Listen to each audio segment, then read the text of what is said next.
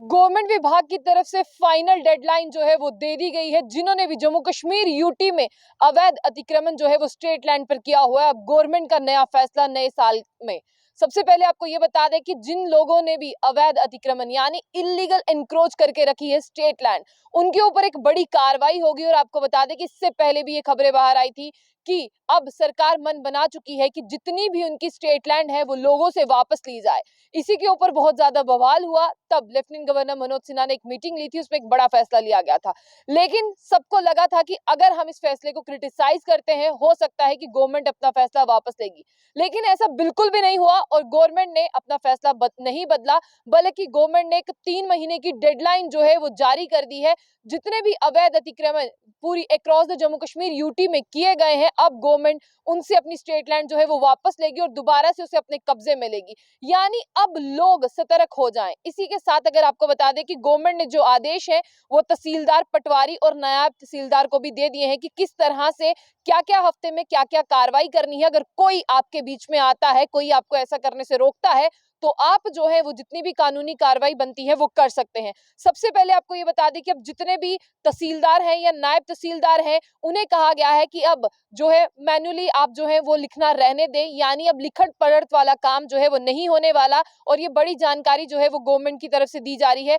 Doctor Mehta कहते हैं कि अब इंफॉर्मेशन टेक्नोलॉजी का जमाना है, नए इंफ्रास्ट्रक्चर का जमाना है। अब हाथों से लिखत पढ़त वाला काम जो है वो नहीं रह गया है। जितने भी तहसीलदार हैं और नायब तहसीलदार हैं, उन्हें गवर्नमेंट की यानी स्टेट लैंड को वापस लेने के लिए, रेवेन्यू रिकॉर्ड को सही करने के लिए उन्हें जो है यहाँ पर साफ तौर पर एक गैजेट ऐसे दिए जाएंगे जिसमें वो ऑनलाइन मोड के माध्यम से जो है वो सारा डाटा ट्रांसफर करेंगे। और जिस तरह से बात करते हैं कि लिखत पढ़त से अब कोई भी काम जो है वो नहीं होने वाला है, हर एक चीज जो है वो ऑनलाइन होगी।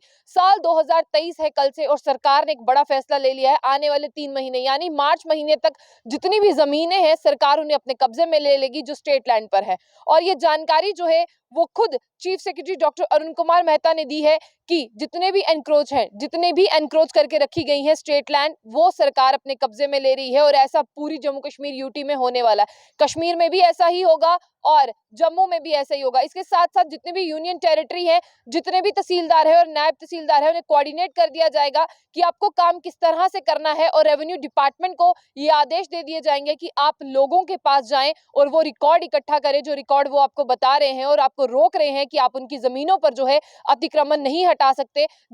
उनको ये कहा जाएगा कि आप लोगों के पास जाएं, वो रिकॉर्ड चेक करें जिसके अनुसार लोग कहते हैं कि ये स्टेट लैंड नहीं है, ये हमारी लैंड है। फिर उसके ऊपर कार्रवाई की जाएगी, देखा जाएगा कि क्या वाकई में लोग सच बोल रहे हैं या झूठ बोल रहे हैं।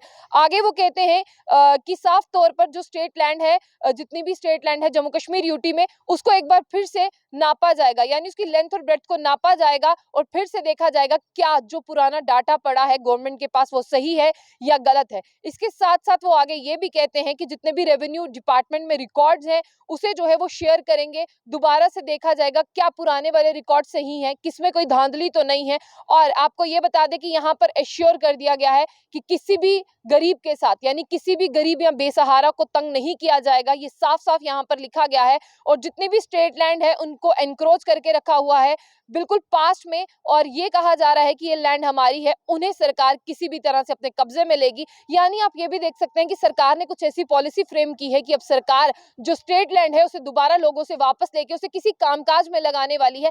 जैसे हम आपको बता दें कि यहाँ पर पेट्रोल पंप्स की भी यहाँ पे अगुवाई की गई है कि वो बन सकते हैं, कुछ हॉस्पिटल्स बन सकते हैं, कुछ ऐसी शॉप्स बन सकती हैं, कुछ ऐसे मल्टीप्लेक्स स्टोर्स बन सकते हैं इन लैंड्स को लेने के बजाय, जो आने वाले फ्यूचर में आपके काम आ सकते हैं। और साफ तौर पर यहाँ पर एक लाइन लिखी गई है कि कोई भी लोग आपके बीच में हर्डल पैदा करते हैं, कुछ भी लैंड को जो है वो नहीं करने देते। जिस तरह से ये कहा गया है कि आपको जमीन वापस लेने में कुछ ग्रैबर्स तंग करते हैं, कुछ ऐसे लोग तंग करते हैं, उनके खिलाफ आप कार्रवाई करें और उन्हें बख्शा नहीं जाएगा। और यहाँ पर जिस तरह से आप किसी भी लैंड को वो अपने कब्जे में लेते हैं, उस पर एक बार फिर से बोर्ड लगा दिया जाएगा कि ये स्टेट लैंड है और इस पर दोबारा आप कब्जा करने की कोशिश ना करें। और इसके लिए कहा गया है कि कोऑर्डिनेशन रहेगा जितनी भी एजेंसीज हैं, लाइक रेवेन्यू डिपार्टमेंट है, सिविल डिपार्टमेंट है, पुलिस एडमिनिस्ट्रेशन है, ये तीनों मिलकर काम करेंगे। यानी अगर ये किसी जगह पर जाते हैं, उन्हें कहते हैं कि ये स्टेट लैंड है, तो वहां पर रेवेन्यू डिपार्टमेंट भी जाएगा, सिविल डिपार्टमेंट भी जाएगा, पुलिस डिपार्टमेंट भी जाएगा, और ये सिर्फ 3 महीनों के अंदर होगा, यानी जनवरी, फरवरी और मार्च में।